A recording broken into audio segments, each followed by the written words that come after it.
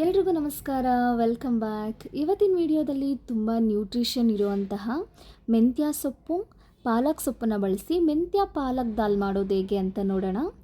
ಈ ಸಾಂಬಾರು ತುಂಬ ರುಚಿಯಾಗಿದ್ದು, ಈ ಸಾಂಬಾರು ಜೊತೆಗೆ ಅನ್ನ ಮತ್ತು ತುಪ್ಪನ ಹಾಕ್ಕೊಂಡು ತಿಂತಾಯಿದ್ರೆ ಸಖತ್ತಾಗಿರುತ್ತೆ.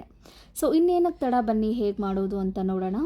ಮೊದಲಿಗೆ ಒಂದು ಕುಕ್ಕರ್ ಇಟ್ಟು ಈ ಕಪ್ಪಲ್ಲಿ, ಇದು 60 ml ಕಪ್ಪು, ಈ ಕಪ್ಪಲ್ಲಿ ಪೂರ್ತಿ ಬೇಳೆನ ತೊಳೆದು ಹಾಕ್ಕೊಳ್ತಾ ಇದ್ದೀನಿ. ಇದ್ರ ಜೊತೆಗೆ ಖಾರಕ್ಕೆ 5 ಹಸಿಮೆಣಸಿನ್ಕಾಯಿನ ಹಾಕ್ಕೊಳ್ತಾ ಇದ್ದೀನಿ. ಹಾಗೆ 10 ಎಸಳು ಬೆಳ್ಳುಳ್ಳಿ, ಹಾಗೆ 1 ಮೀಡಿಯಮ್ ಸೈಜ್ ಈರುಳ್ಳಿನ ಹಾಕ್ಕೊಳ್ತಾ ಇದ್ದೀನಿ.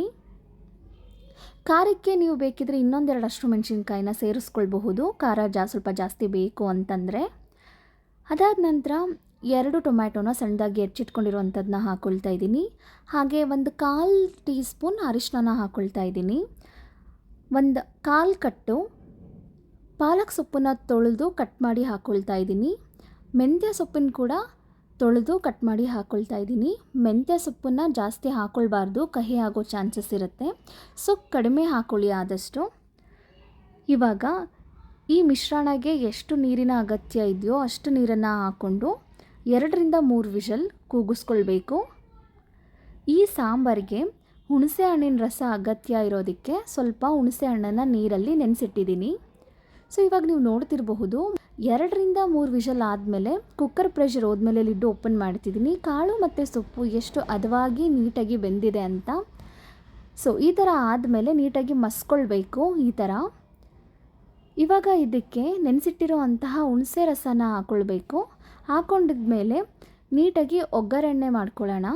ತುಪ್ಪದಲ್ಲಿ ಒಗ್ಗರಣೆ ಮಾಡಿಕೊಂಡ್ರೆ ಇನ್ನೂ ಚೆನ್ನಾಗಿರುತ್ತೆ, ಆದರೆ ನಾನಿಲ್ಲಿ ಎಣ್ಣೆನಲ್ಲಿ ಮಾಡ್ಕೊಳ್ತಾ ಇದ್ದೀನಿ.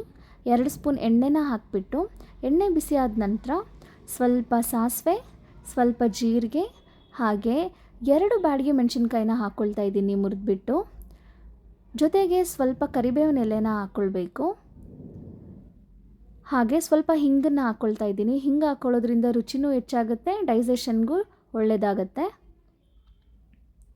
ಸೊ ಇವಾಗ ಬೇಳೆ ಮತ್ತು ಸೊಪ್ಪನ್ನು ಬೇಯಿಸಿಟ್ಟಿದ್ವಲ್ಲ, ಆ ಮಿಶ್ರಣನ ಹಾಕ್ಕೊಳ್ಬೇಕು.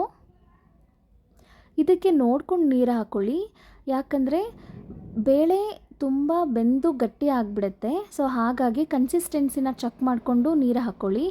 ಜೊತೆಗೆ ರುಚಿಗೆ ತಕ್ಕಷ್ಟು ಉಪ್ಪನ್ನು ಹಾಕ್ಕೊಂಡು ಸ್ಟವ್ನ ಮೀಡಿಯಮ್ ಫ್ಲೇಮಲ್ಲಿ ಇಟ್ಟು 5ರಿಂದ 8 ನಿಮಿಷ ಸಾಂಬಾರನ್ನ ಕುದಿಸ್ಕೊಳ್ಬೇಕು.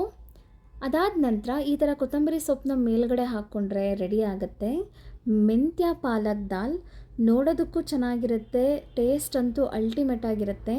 ಈ ರೀತಿ ಬಿಸಿ ಬಿಸಿ ಅನ್ನದ ಜೊತೆಗೆ 1 ಸ್ಪೂನ್ ತುಪ್ಪನ ಹಾಕ್ಕೊಂಡು ಬಿಸಿ ಸಾಂಬಾರನ್ನ, ಅಂದರೆ ಮೆಂತ್ಯ ಪಾಲಕ್ ದಾಲ್ನ ಹಾಕ್ಕೊಂಡು ತಿಂತಾಯಿದ್ರೆ ಸಖತ್ತಾಗಿರುತ್ತೆ. ಸೊ ಇವತ್ತಿನ ಈ ರೆಸಿಪಿ ನಿಮ್ಗೆ ಇಷ್ಟ ಆಯಿತು ಅಂತ ಅಂದ್ಕೊಳ್ತೀನಿ. ಇದೇ ರೀತಿ ಹೆಲ್ದಿ ರೆಸಿಪಿಗೋಸ್ಕರ ನನ್ನ ಯೂಟ್ಯೂಬ್ ಚಾನಲ್ನ ಸಬ್ಸ್ಕ್ರೈಬ್ ಮಾಡೋದನ್ನ ಮರಿಬೇಡಿ. ಇದೇ ರೀತಿ ವೀಡಿಯೋಸ್ನ ನೋಡ್ತಾಯಿರಿ, ಸಪೋರ್ಟ್ ಮಾಡ್ತಾಯಿರಿ. Thank you so much.